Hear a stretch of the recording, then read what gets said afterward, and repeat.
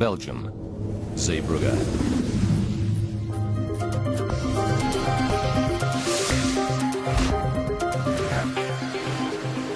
Ferries from England and Germany sail in and out of this bustling North Sea port every day.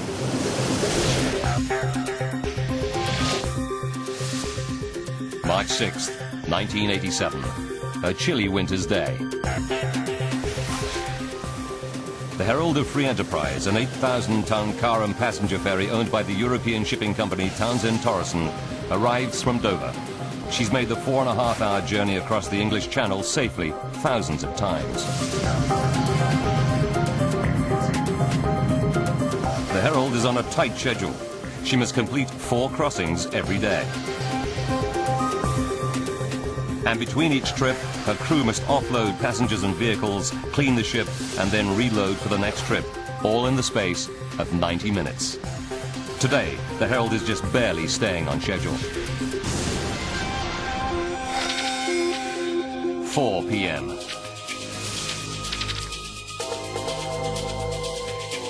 Assistant boatswain Mark Stanley finishes up cleaning the car deck, ready for the return trip to England. He's been on duty for more than 5 hours, but will get an hour-long break before the ship sails for home. While the Herald's crew works hard, her passengers savor the last hours ashore, enjoying the shops, restaurants and cheap alcohol of continental Europe. 4:30 p.m.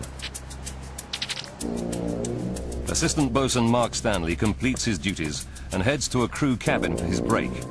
He won't be needed on the car deck again until just before the ship sails at 6 p.m. On the bridge, the Herald's captain, David Lurie, who has 10 years' experience commanding ships. He double-checks his route home across the channel. It'll be his second crossing of the day. By 5 p.m., cars and trucks are starting to roll onto the Herald's lower car deck through her giant bow doors. A cut-price ticket deal means the ship will be at capacity tonight, and the crew have just 1 hour to complete loading. Once the lower deck is full, the crew must load the upper car deck.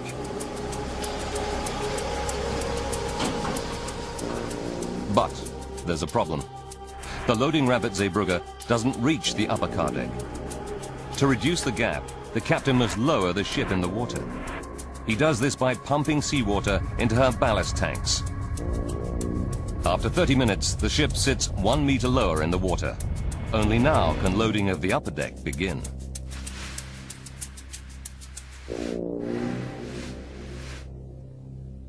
"5:45 p.m. 15 minutes to departure. The crew struggles to load the upper car deck in time. First Officer Leslie Sable is in charge of loading, and he's feeling the heat. Turnarounds are so tight that even a short hold up here could throw out the Herald's schedule for subsequent crossings. Crew member Lee Cornelius is hard at work. It's always a bit of a rush at the end. Cars turn up just before you're sailing and fill the ship up.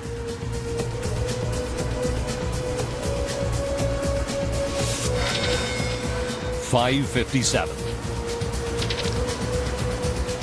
The crew finally finishes loading, but they're too late. The Herald will not depart on schedule tonight. Lee Cornelius places the safety chain across the bow doors. First Officer Sable tells Captain Lurie that loading is complete. Okay, loading complete. Copy that. Then he heads for his position on the bridge. Stations, all stations. Herald of Free Enterprise is about to leave the harbour, proceeding outwards. The announcement Harbour Stations calls crew members to their posts for departure. Lee Cornelius leaves the car deck to report to his station.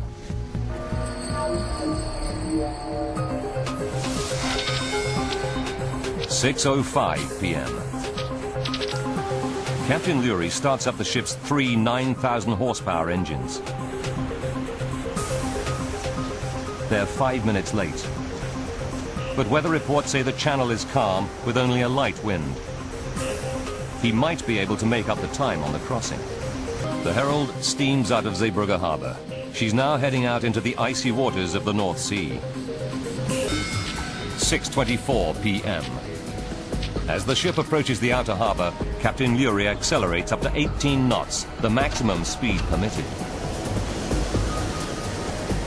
There's a party atmosphere among the homeward-bound passengers. Then, out of the blue, the ship lurches violently, throwing Simon Osborne off balance. Very suddenly there was a jolt, and the woman turned round and kind of stared at me and started screaming.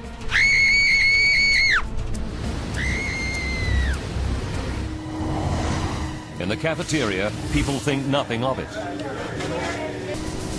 The ship stabilizes, and everything returns to normal.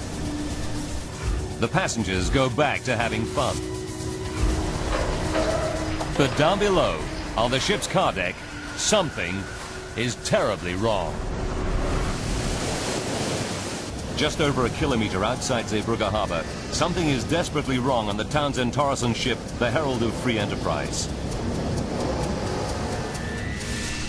The Herald starts to veer off course. Captain Lurie wrestles with the controls, but she's not responding.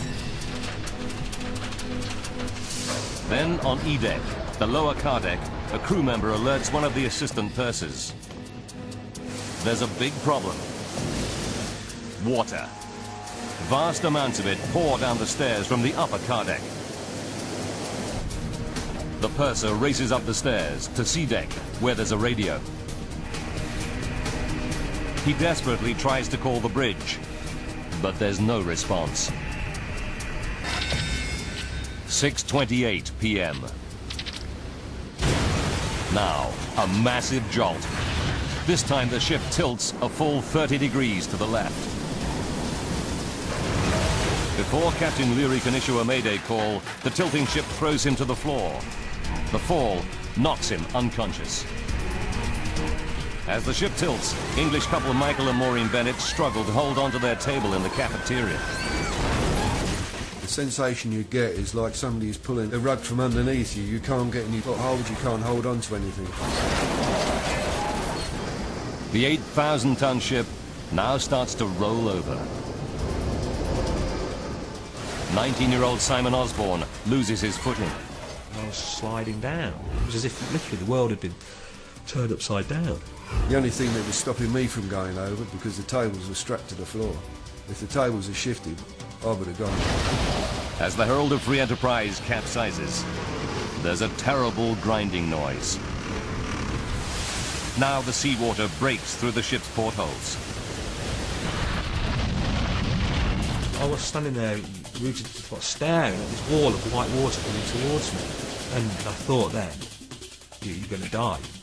The ship's sinking, and you're going to die. Thousands of tons of water gush into the ship under huge pressure.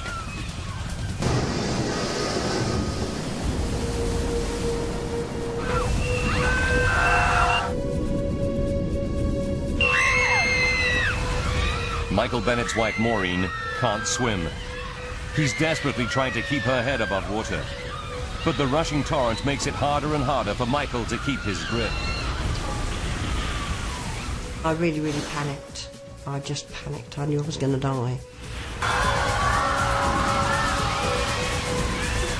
The ferry's entire left side sinks into the North Sea, leaving only its right flank visible above the water. In a stroke of luck, the ship comes to rest on a sandbank. The sandbank stops it from sinking further, at least for now. At the edge of the harbour, the Belgian vessel Sanderus dredges the shipping channel. She's about 1 kilometre from the Herald. Her crew sees the bright lights of the Herald flicker and then go out.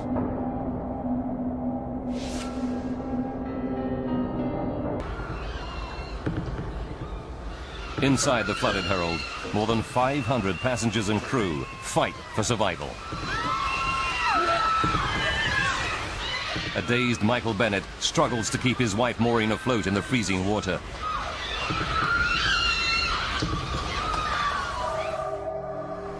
The Bennett's daughter, Teresa, finds herself alone in another part of the ship. Her leather coat fills with air and acts like a makeshift life jacket.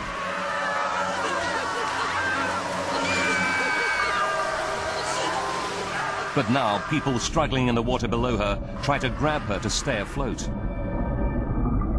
You could feel people holding onto your coat, holding onto your trousers, and literally trying to climb over you.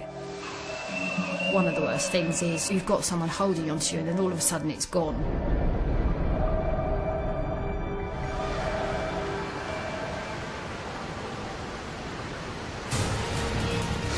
Passengers who managed to survive now face another deadly enemy, hypothermia. You start to think, are you going to get out? Are we going to die? The North Sea water is just a few degrees above freezing. At these temperatures, most people will lose consciousness in just 20 minutes. Mayday relay. Off-stand radio. Mayday message number 1. Water inside the ship continues to rise rapidly. There's no more than 18 inches of air. And I remember thinking if we go any deeper, then that is it.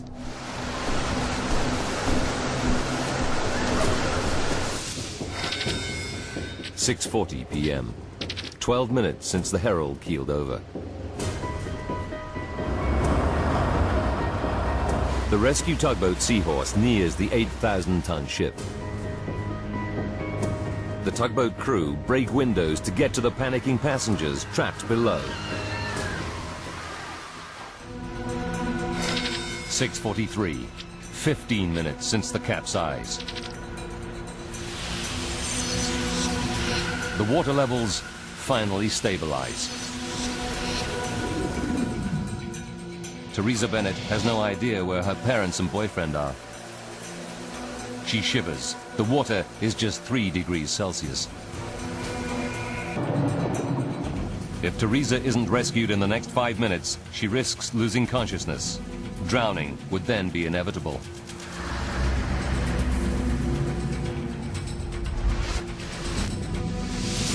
Towards the stern of the ship, Teresa's parents also struggle against the cold. 35 minutes after the Herald capsizes, Coast Guard helicopters help pick up survivors. Rescue ships continue to arrive. Local divers turn up to offer help. It's extremely dangerous to dive inside an unstable ship, but they know they are the survivors' only chance. 9 p.m. It's 2.5 hours since the Herald capsized. Divers are still finding survivors. But dead bodies are starting to outnumber the living. On shore, 35 ambulances rush the wounded to nearby hospitals. Just hours earlier, Maureen and Michael Bennett were celebrating their 9th wedding anniversary. They now lie side by side in a hospital ward with serious injuries. Maureen is frantic with worry about her missing 20-year-old daughter, Teresa. I still was worrying where the heaven Teresa was. I just couldn't get that out of my mind. Where was she? Where was she?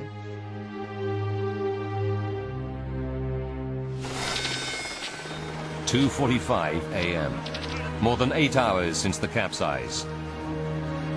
Now the tide starts to rise rapidly. It creates dangerous currents inside the ship. Rescuers must suspend diving until dawn and the ebb tide. Any hope of finding any more survivors disappears.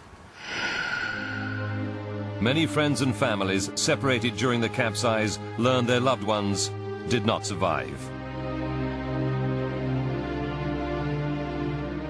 Others face an agonizing wait for news. It's been 8 hours since the capsize, and Maureen has no idea if her missing daughter Teresa has survived. She repeatedly asks hospital staff and reporters if there's any word. Then the hospital chaplain arrives with news. I have good news. I've just heard that she's alive. She's well.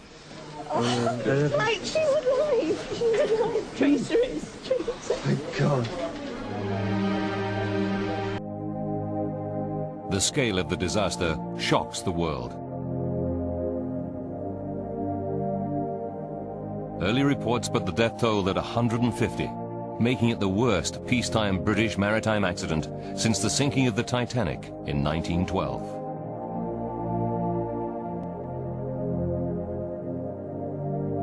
As dawn breaks, stories emerge of miraculous survival and heroic actions by passengers and crew. One man acts as a human bridge so that others can escape.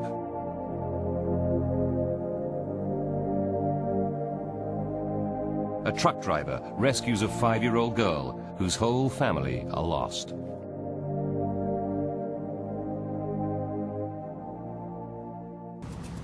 How could a modern 8,000-ton vessel sailing in perfect conditions capsize in only 90 seconds just over a kilometre out of port? As the Herald is a British vessel, the UK government's Department of Transport hires the investigators. What they see at the Herald's bow astounds them. The huge bow doors that allow vehicles on and off the ferry are wide open. It's clear to the investigators that water must have poured through these gaping doors. The media dubbed the open bow doors the doors of death. It was such a difficult market to make a lot of money in, and of course one got commercial success by turning the vessels around very quickly. Lee Cornelius's final duty on the car deck is to put a safety chain across the bow doors. First Officer Leslie Sable hurries to the bridge. They're now 5 minutes behind schedule. He is the last to leave the lower deck.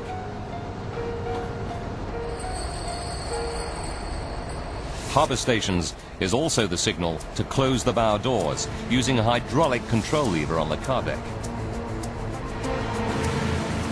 Investigators discover the responsibility for this crucial job falls to Assistant Boatswain Mark Stanley. Stations, all stations. But when they question Mark Stanley about his actions that night, they're in for a shock. When he should be on the car deck closing the bow doors, Mark Stanley is still asleep in his cabin. He took a nap after the ship docked in Zeebrugge, but slept through the call for harbour stations. The Enterprise is about to leave the harbour. Proceed.